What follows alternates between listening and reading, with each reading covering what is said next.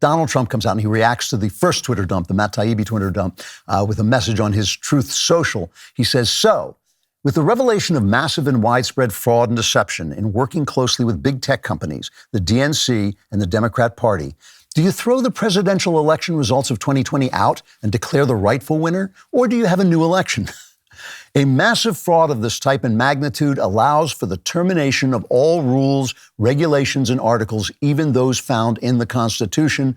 Our great founders did not want and would not condone false and fraudulent elections." Now, Trump says he didn't call for the termination of the Constitution. And if you hold his tweet up to the light and sort of turn it this way and that, you could possibly say, well, he says it allows for the termination. And maybe what he's saying is that the fraud from Twitter, the Twitter people, basically terminated the Constitution. Maybe that's what he's saying. It doesn't sound like that's what he's saying to me. It actually sounds like he was saying we should turn over the rules. But either way, he wants to throw out, he questions whether we should throw out the election result and declare him the rightful winner, just install him, which would, in fact, terminate the Constitution, because the Constitution makes no allowance for that to happen. And again, nothing he's saying has been proven to be to delegitimize the election in a court of law where things happen legally in a free and operating country.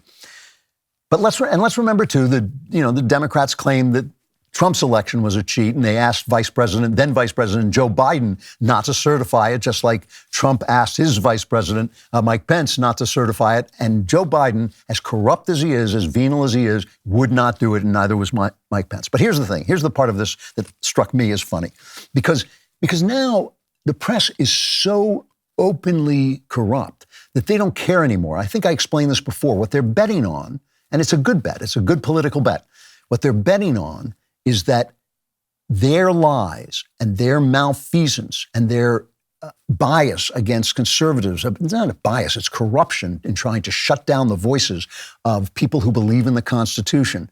They believe that will make a certain sector of the right so furious that they will cling to Trump no matter what and excuse Trump no matter what he says. That's about 30% of the population, maybe 35%.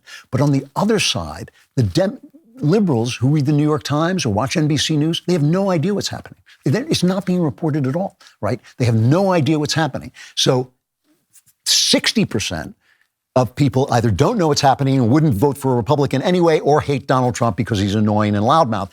And so that's their bet. They're betting that they can just be, Joe Biden is walking around town with Hunter Biden in his wake. He's showing him off. That's how arrogant he's being, because he knows it makes the right furious. And the more furious the right gets and the more Trump mouths off and the more the furious right supports Trump and things that he shouldn't say, that is going to alienate more people in the middle. It's a very clever political play. So the media, Donald Trump makes a statement about terminating the Constitution, whatever he meant, that's what it sounded like. So the media now, because on the right, anything an untoward person says it's untoward on the right, we all have to answer for.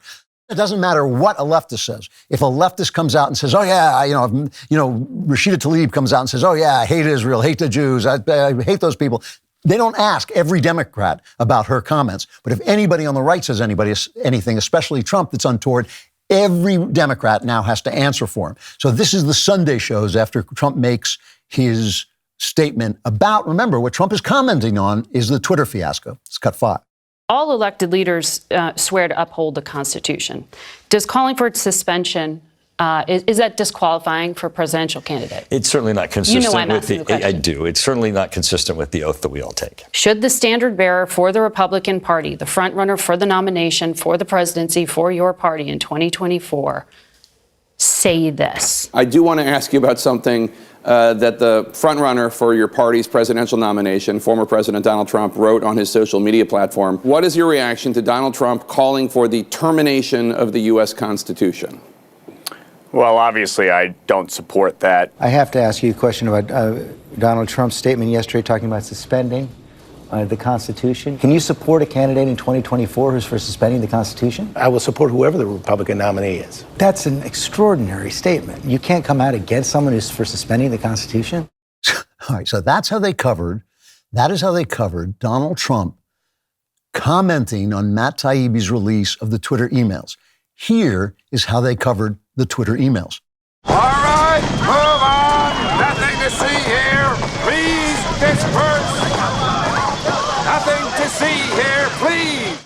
They barely covered it at all. So they covered Trump's comment because, of course, it's incendiary, but they didn't cover the news story that Trump was commenting on. In the New York Times, a former newspaper, they simply say, oh, well, he made these, he's misrepresenting some Twitter thing that was going on somewhere about something, but he was misrepresenting it. And listen, I know people who read the New York Times, and the New York Times says Trump was misrepresenting it. They just move on. They just move on.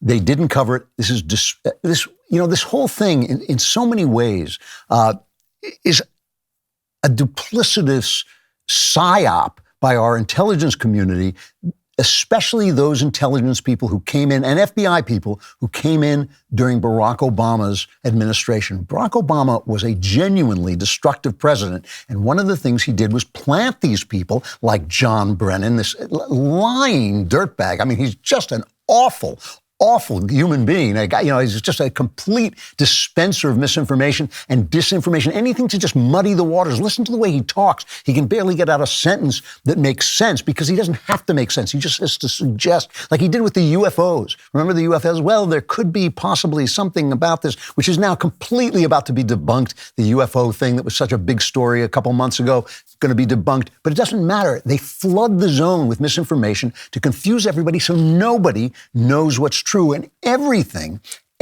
becomes emotional. Everything becomes a question of emotion. So they make people on the right emotional, as they have a right to be. They get furious about their mistreatment. They get so furious that they say stupid stuff and support stupid stuff that Donald Trump says. Their furiousness and their supporting Donald Trump makes the center go like, I don't want to associate with those people. And it also solidifies the people on the left. You know, people who say that Donald Trump, for instance, wasn't part of the disappointing midterm returns, who say he wasn't part of the disappointing presidential election, it wasn't his fault. They're not thinking clearly, because if you look at the Biden administration, if you look at how bad this administration has been, if you look at how much they've screwed up inflation and crime and the border, the lawlessness of the border, there's only one man powerful enough to counteract that.